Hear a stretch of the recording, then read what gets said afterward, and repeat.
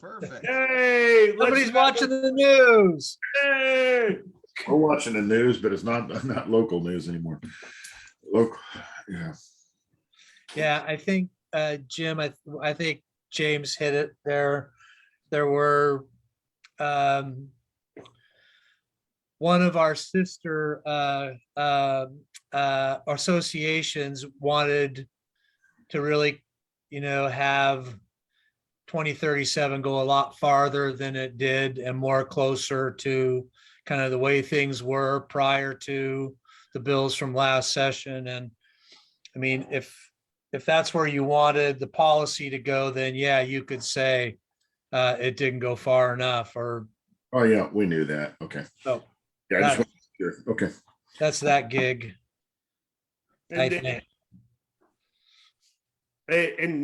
Jeff just texted me. He's not going to be here. So I think we have everybody for today. Let's go ahead and get started with introductions. Marco, you want to kick us off? Thanks, James. Michael, as always, appreciate us having these conversations on Saturdays, to inform our members. I'm Marco Montalblanco, the president of the Washington State FOP. And we're getting close to the end of session. So we've had some really good positive results as of last night. And I'm looking forward for a discussion with it. Thank you. All right. Holt, you want to go ahead? Yep, Holt, Lodge President of Spokane, and welcome everybody for getting close to the end here. Bill, you're next on my screen. Bill Swan, Eastside VP. Jim, go ahead. Jim David, one of the attorneys working with FOP. And the Alan Harvey, go ahead. Alan Harvey, counsel for State Fraternal Order of Police, along with Jim David. Thank you for holding this again. Okay, my name is James Shrimshire. I'm the West Side VP and the legislative chair. And with that, go ahead and take it away, Michael. Good morning, everybody, and welcome to the 56th legislative day. And if you're a person like me and you're counting, that means there's 5 days till March 10th. So 5 days till the end of session. We call it sine die. As I mentioned to you all last Saturday, we had a couple of significant cutoffs this week, both Monday and then yesterday. So remember, Monday was the fiscal committee, opposite house fiscal committee cutoff. And then yesterday at 5 o'clock was the opposite house bill cutoff. And again, what that means is all Senate bills that aren't necessary to implement the budget need to be over in the House, and vice versa. All the Senate bills over in the House have to be passed back. These last 5 days of session, and I suppose in some respects you can, kind of forks. I don't think anybody is going to work tomorrow, but both the Senate Transportation and both the Senate and House Transportation are meeting today. So there is at least a little bit of work going on, as is the Senate Ways and Means Committee. So the next 5 days, the budgets will be buttoned up, both all the supplementals, operating, transportation, and capital. And once those kind of get buttoned up here in the next couple of days, all the bills that you can either call trailer bills or necessary to implement the budget bills will be going back and forth between the bodies. And remember, other than budget items, only bills that are in dispute are up for the next 5 days. And there are several of those. And I'll mention one coming up here that we've been tracking pretty closely that has to go back for concurrence. So with that, that's kind of where we are in the process. And it's getting down to the end. So just a few bills that have been on our list for the last several Saturdays that have at some level come to a close, and good news off to the governor's office. And before I get to that, I think just know, I've got these on the second on the list, so never mind, I won't talk about them now. So the first ones I want to talk about are some pension bills, 1701, which is the 2.5% multiplier or lump sum payment bill. left two board sponsored, something that we supported, both signed up in favor of and testified in favor of, I think, once or twice along the way.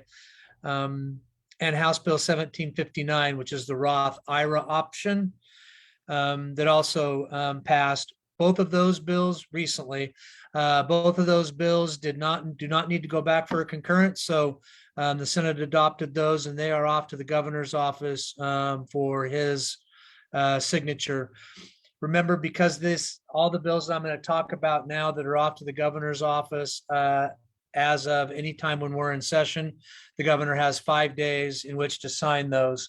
Any bills, and remember, any bills that are transmitted, and that's the key word, transmitted to the governor after session, adjourn, sine die, the governor has 20 days to sign those bills. I mean, and you can imagine if you're the clerk of the House or the Senate, and towards the end of session in the last couple, 3 days, all of the bills that pass. So it takes a little while, as I think I mentioned last Saturday, just from a workload standpoint, to get documents signed by the president of the Senate, signed by the Speaker of the House, and then transmitted down to the governor's office by the clerk. So again, both 1701 and 1759 are what we call 5-day bills. And once they get transmitted, and I expect they will before the end of session, they'll go directly to the governor's office.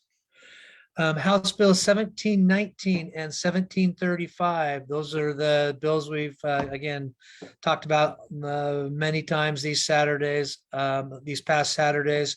1719 is the less lethal bill, and 1735 is the bill that makes clearer the types of incidences and the types of statutory references that are necessary to tell peace officers when they can use physical force. And remember, those are things like the Involuntary Treatment Act, court orders, and assisting first responders and such. So both of those bills were signed yesterday by the governor. And both of those bills had emergency clauses in them, so they go into effect immediately. So I don't know how we'll approach it, James. Folks can get online and see those bills. They're not very tough reads in terms of what the new laws are. I'm certain the CJTC will be sending something out before too long that specifies those two bills and what they allow, and then be instituted into their training documents to the extent they haven't already. So those are four really good bills that have passed, and the first two on their way, already signed, on their way to the governor's office, and 1719 and 1735 signed into law with an emergency clause. So with that, James, I'll pause for a second and see if there are any questions around. So no questions, but I got a couple of comments about these two bills.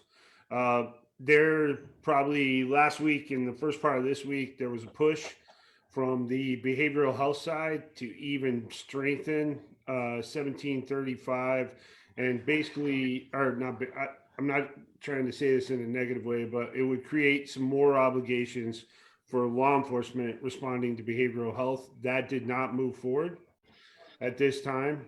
And so, but be cognizant of that. I'm telling all our members, be cognizant of that. Pay attention.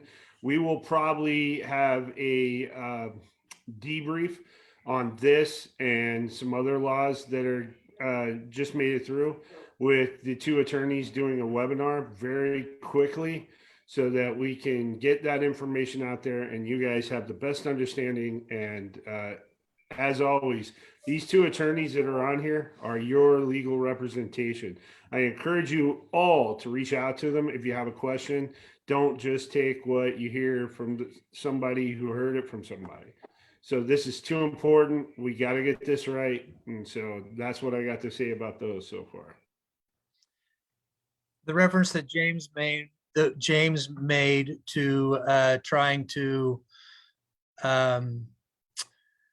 better institutionalize or put in statute the relationship between co-responders and law enforcement officers was in House Bill 1773, not in House Bill 1735.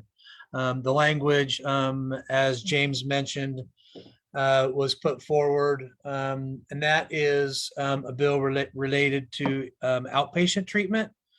So it's a little bit different of a take on co-responders and working with or designated crisis responders and the workings or ongoing workings with law enforcement. And the idea is to solidify that relationship in statute. And some language was put in the bill, moving it out of the Senate committee, which was ultimately not adopted. There was some discussions back and forth on what that language should look like, and we just couldn't really come to an agreement on what it should, look like in statute, whether it being not directive, more institutionalizing the relationship. So because there wasn't an agreement reached, Chair Dinger decided not to have that language inserted into the bill, and the bill moved forward without that language in it. Michael, Mhm.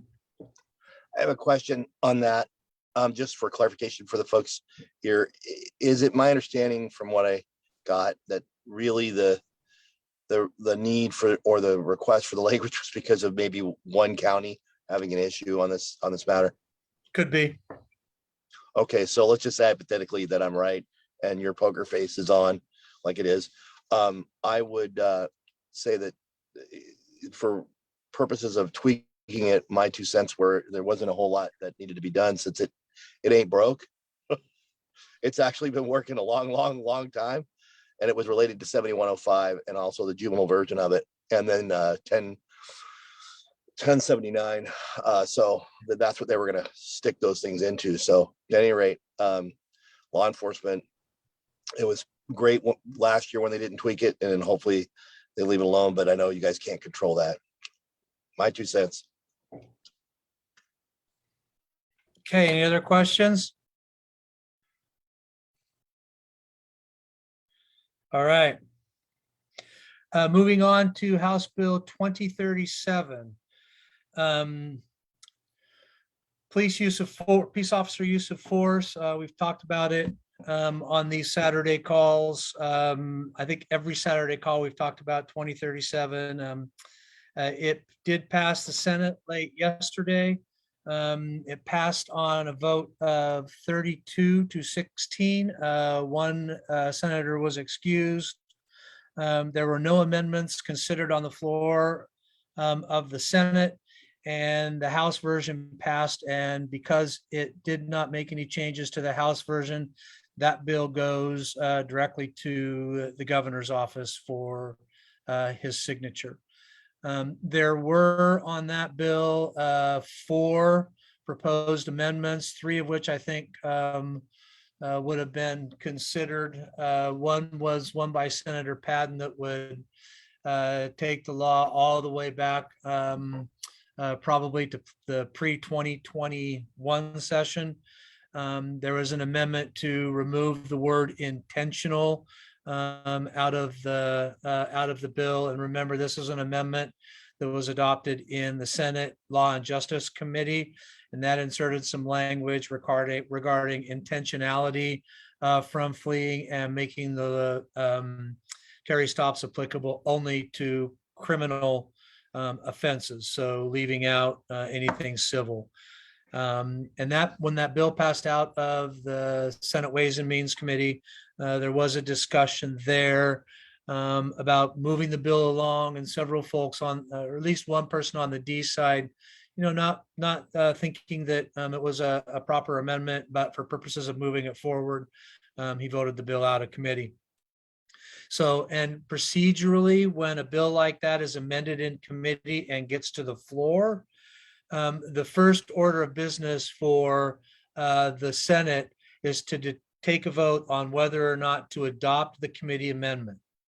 Okay, so that's always the first thing that they do once a bill is moved out of committee onto the full Senate, if it is amended in committee. And in this instance, the motion was to not adopt the committee amendment.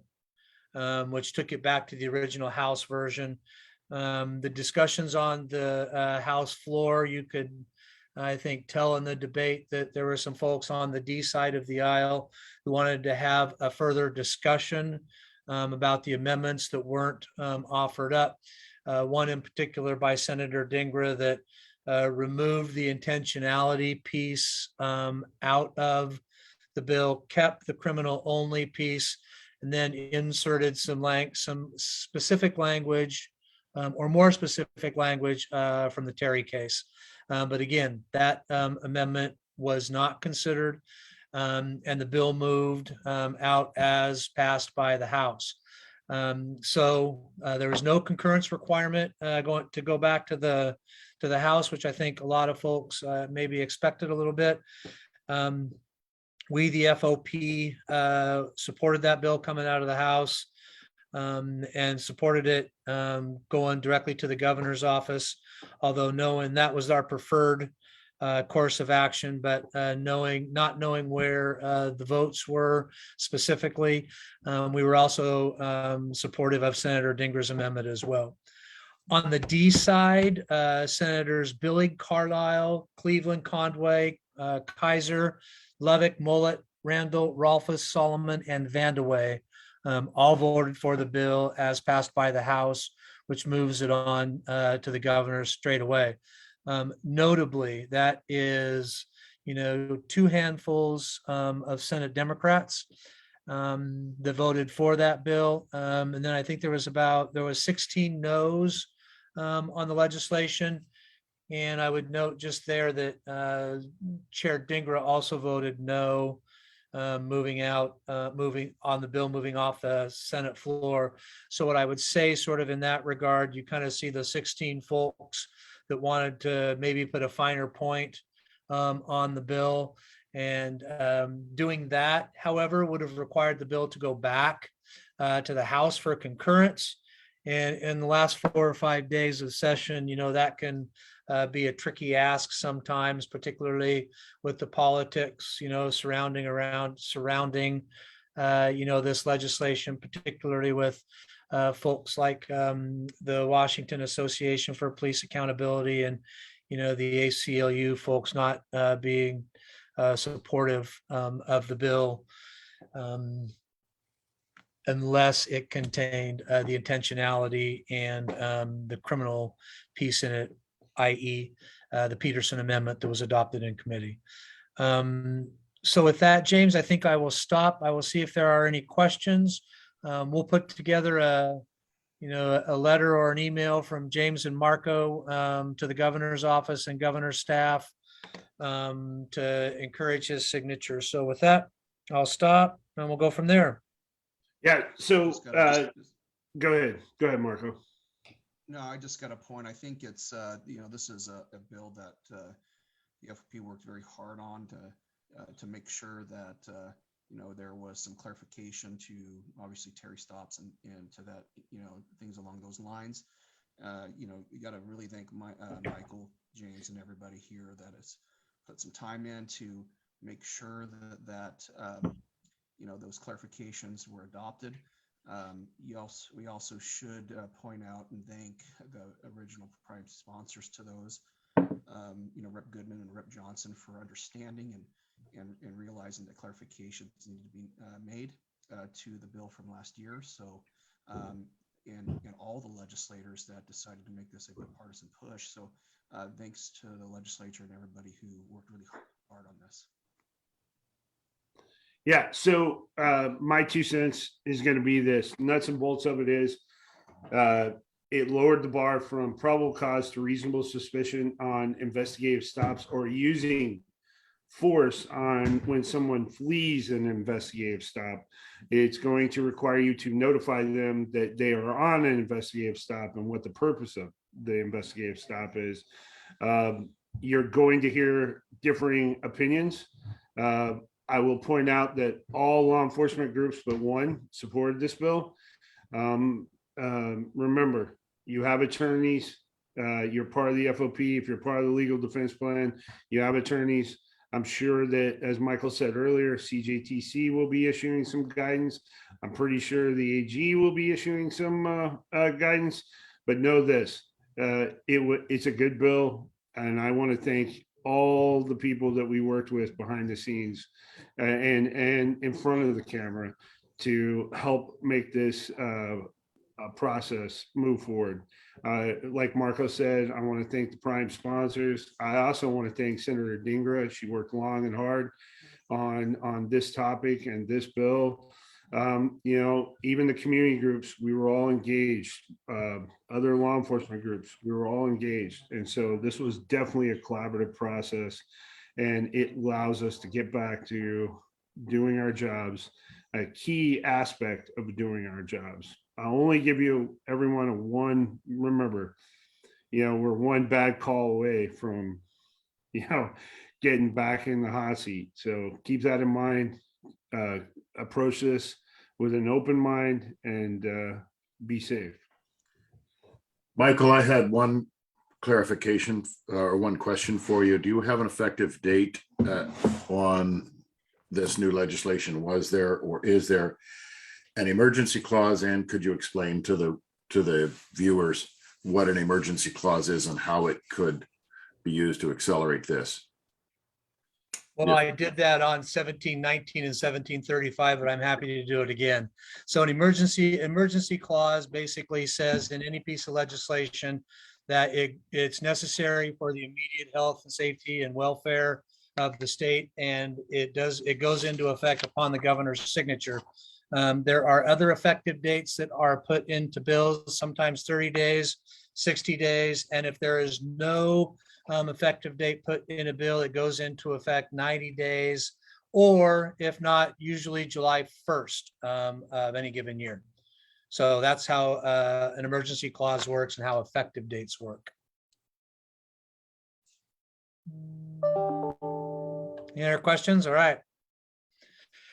Senate Bill 5919. Remember, this was the Senator Vandeweghe bill that was introduced that had some Terry stop provisions in it, but also in addition to that had some vehicle pursuit provisions in it. And remember the process that this bill went through, where in committee, the vehicular pursuit section was stripped out. That provision was added in back on the Senate floor. The bill was voted out of the full Senate. It was referred to the Public Safety Committee. In the Public Safety Committee, it had a little bit different of a course. And in the Public Safety Committee, there were a lot of folks who just didn't want a vehicular pursuit bill to move forward, and lowering the probable cause bar to, you know, a different standard.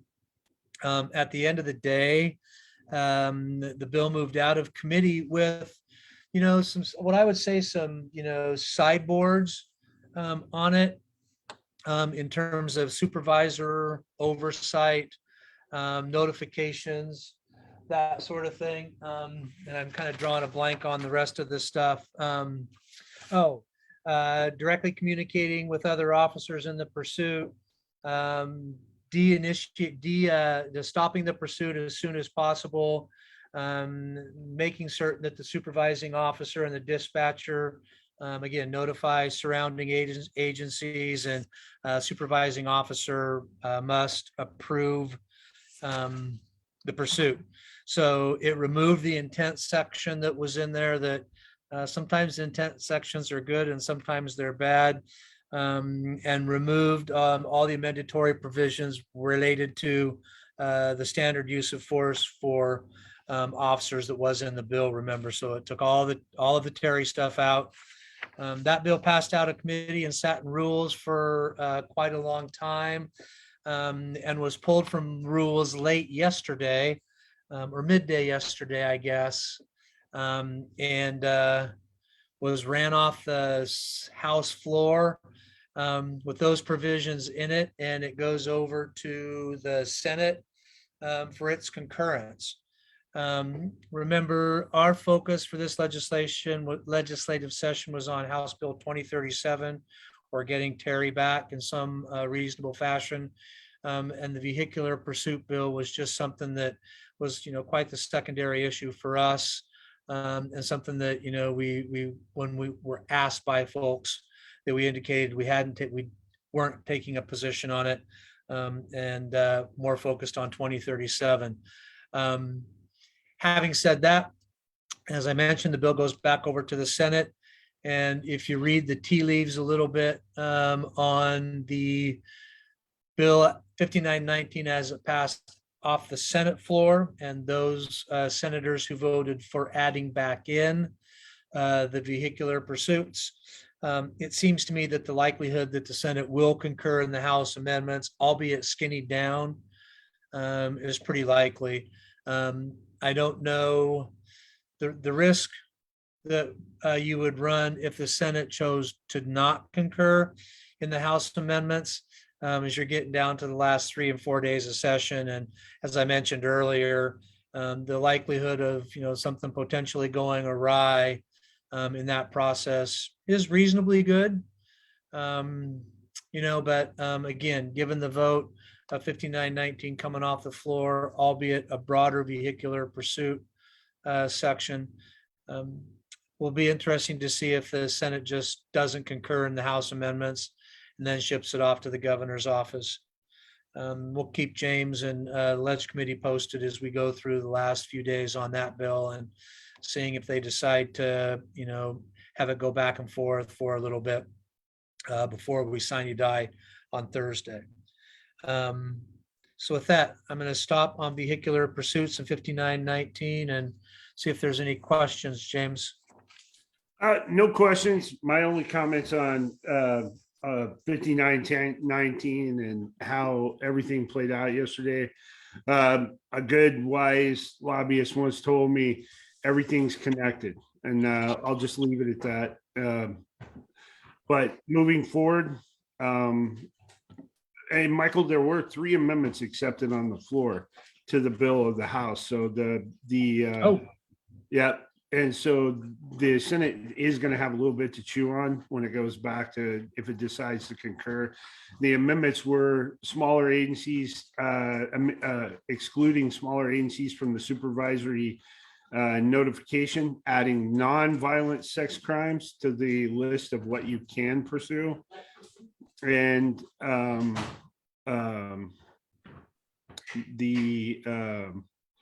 now my wife distracted me, as she often does. But anyway, there was a 3rd amendment. I'll think of it in a minute, and I'll put it in the chat.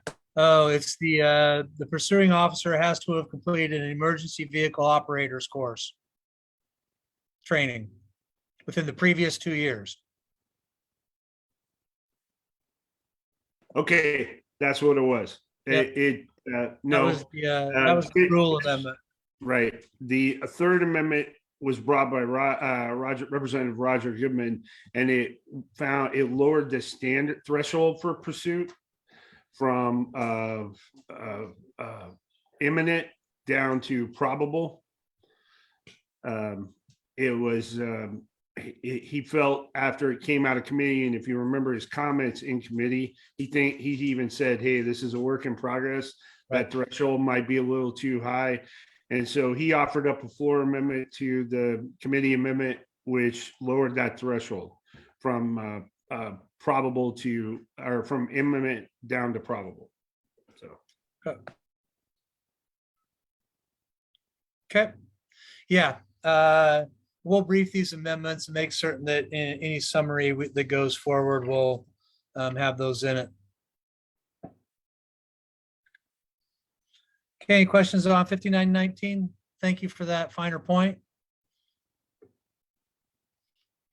All right, Senate Bill 5555 also was a bill that was stuck in rules for a little while.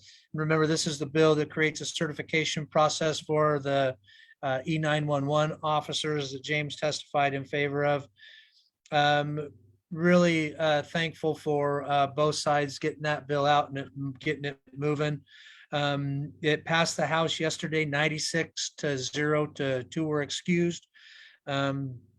There was an amendment that had a kind of a minor wording change, I think, that was adopted in the House committee, and because of that, it has to go back to the Senate for its concurrence before it can be transmitted to the governor.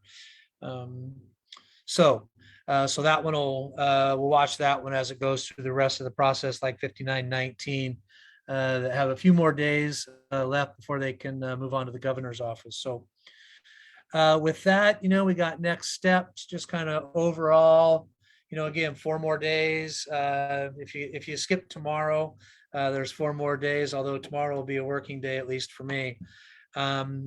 And yeah, and there will be a lot of late nights here coming up, Monday, Tuesday, Wednesday. Sometimes the legislature goes into the following day. So sine die, if you bring up a bill like at 11:55 before midnight on Thursday, sometimes the debates can go into the wee hours of Friday. So sometimes that happens, sometimes that doesn't. It just depends on if there's that last bill at the end that that needs to get done and that sort of thing. So a lot of budget stuff happening this coming week. As I mentioned, both the supplemental, operating, capital, and transportation budgets will have to be done. So and then there's a lot of trailer bills that will go along with implementing those. So with that, I'll stop and see if there are any overall questions. I don't see any in the chat, and see if there are any on your text or on Facebook, James. Nope, I think that's it. So let's go around the room for final words, and we'll close it out. Remember, we will have one more of these next week. So go ahead, Marco. Thanks, James and Michael, for the update yet again on a Saturday, and for everyone who's attending and also watching on Facebook. These were important bills, and there were some good movement, back towards, law enforcement to be able to do our jobs and keep our communities safe. So I applaud everybody for working so hard, and rest assured that the FOP will always be there to provide that professional insight on law enforcement issues to everyone, all stakeholders that focus on these pieces of legislation. So thanks again for everyone. Michael's probably, it's without a doubt, the hardest working lobbyist in my opinion, and in the FOP's opinion. So he deserves a lot of credit for the things that he does. Thank you. Holt, you got anything to add? As usual, thank you. And I just wanted to point out, over the last couple of years being involved in this, to see how the law enforcement was just attacked and basically knocked to the ground, and our ability to keep our citizens safe has been greatly restricted. And through the help of FOP and our partners, we've been able to gain a lot of that back, in my opinion. We're still not there yet, but we are chipping away at it. And I think we're doing a really good job. And I appreciate you, Michael, and James, and Alan, and Marco. I really appreciate all the work you guys have put into this. Thanks, Hope. Yep, thanks, Holt. All right, Jim, you got anything to add? No, thank you guys for your hard work. And you really achieved a lot this year. So thank you very much. Alan? Yeah, all I'm going to say is following up on what Holt said, you guys and everybody else, what you guys did and have been being able to do during a very difficult time, communicating with community groups and not losing, your composure sometimes, because it can be tough, but holding the line as much as you can when you're surrounded. You're essentially Custer, and you guys have been doing a great job. I think Custer may have survived if he'd had you guys in the center there. So I don't know about that. Good work. I don't shoot very well. Yeah, but you did a lot of maybe he could have negotiated with Crazy Horse. I don't know. Well, there you have that. You guys did good work. Yeah, thanks, Alan. And so my closing remarks for today, you know, 1701, it's a good thing. It's been a long time coming. A lot of us have been trying to work on this for a couple of years from different angles. We finally got some movement on our being able to utilize our own money. And, at the end of the day, it was a collaborative effort and we all worked hard. As far as the other stuff, Michael's the heartbeat. He kind of keeps me on the straight and narrow sometimes. And I really want to, I can't stress enough how important he is to making us our success in Olympia. It's just because there are days where, it is a grind and hats off to him. This is my fourth session. I just couldn't imagine it doing as long as he does it. And so I really, really appreciate having him as a partner down in Olympia and the sound advice that he gives is awesome. And it's the same for Jim and Alan. I call and I'll call them and I'll need something really, really quick, like at lightning speed. And they're always trying to be accommodating. And so know this, we put a lot of work in and we will continue to do work and we will continue to advocate for this organization and profession.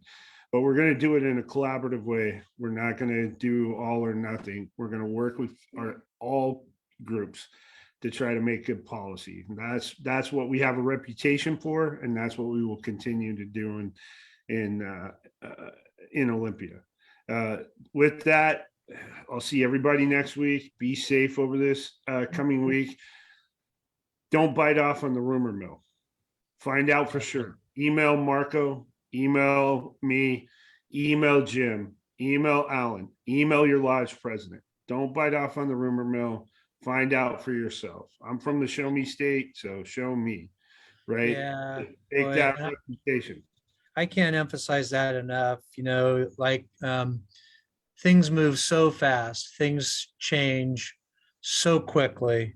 And, I want to thank, all you all who are on the panelist side for bearing with me when it comes to me asking for something. And when do you need it? Well, yesterday. So it's really important to, I think, take deep breaths as you go through this process. Again, things change within hours, sometimes minutes, and interpretations change, words change in bills that sometimes can significantly change the meaning. I'm working on another one where the words don't, the words mean the same thing. And, folks can get zipped up about a particular word when really they shouldn't be. There's a lot that floats out around there. There's a lot on social media. There's a lot of, not quite accurate information. So can't emphasize that enough. And like James said, our emails are always open. So rather than, I would say go off half cocked, just pick up the phone or send us an email and we'll try to, get you the right information so you can make a good decision. And just one more thing on that, for all of you, this shows, and James and Michael are right. Our reputation is integrity is what we're about as an organization. We've seen it throughout the entire country. There is a reason why we're the one true voice in law enforcement. It's our membership, our 366,000 members nationwide who all have the same goal, and is to make our community safe. It's to make our profession safe.